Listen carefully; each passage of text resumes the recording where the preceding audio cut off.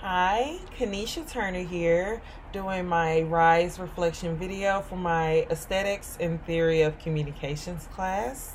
I'm going to start off with Reflect. How did my attitude, logic, and behaviors influence my projects? I believe my can-do attitude had very much to do with the outcome of my projects. As a beginner in the Adobe apps, I had a vision and I went for it the best that I could. They didn't turn out exactly how I wanted them to, but it turned out to be very good, especially with me being a beginner. I've never manipulated photos before, never worked in Photoshop or design and so on and so forth. And the logic that I had from, my previous course, as well as the resources provided in this one, helped out a lot. I was able to remember a lot about how to Photoshop correctly and how to make it not obvious. And so I think that really, helped out a lot. I can't say that it was professional grade, but it was really, really good for a beginner. And I was pretty proud of that. Inquire. As I started working on my projects, I realized I wanted to know more about the Adobe apps that I was working in. As I mentioned earlier, I am a beginner. I don't know too much about Photoshop, design, Illustrator. And with one of my projects, I wanted to work on my project in Illustrator.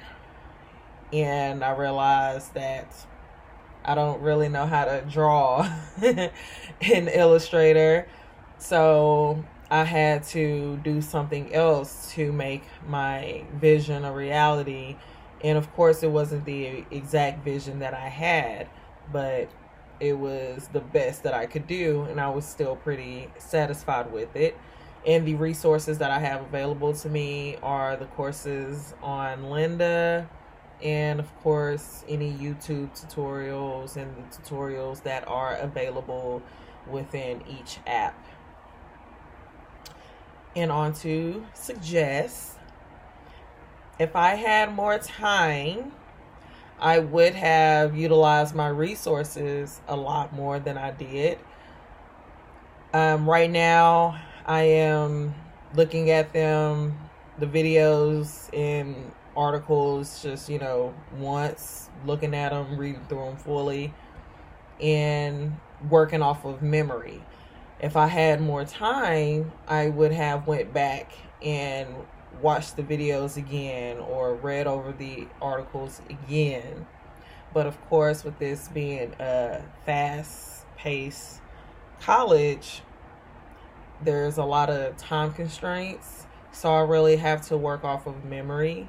And if I had more time, I would go back and look at everything again just to grasp more of an understanding. But I do feel like it went great in spite of all of that. Elevate. How does my new understanding of aesthetic principles support my professional objectives, and how will I use this in my career? I learned a lot about using color and text in the correct way to appeal to your audience. At first, I just thought just picking colors, whatever feel like it may be the correct vibe. And now I know that it actually takes a little more than that to make colors pop and to make them blend correctly and to use the correct text and things of that nature. It actually helps a lot for purposes of appealing to your audience and making them feel a certain way whenever they look at the finished product. So I plan on using that to really help in my career, to boost marketing efforts and things of that nature. And I really am glad that I decided to take this route, because I really learned a lot. It's not about just, oh, this color looks fine, let's go ahead and use this. Like, you have to actually look at the color palette and be like, okay, we're going to try cool colors or the complementary colors, so on and so forth. It actually takes a lot of planning to actually get to where you need to be and to get your audience to feel a certain way, how you want them to feel.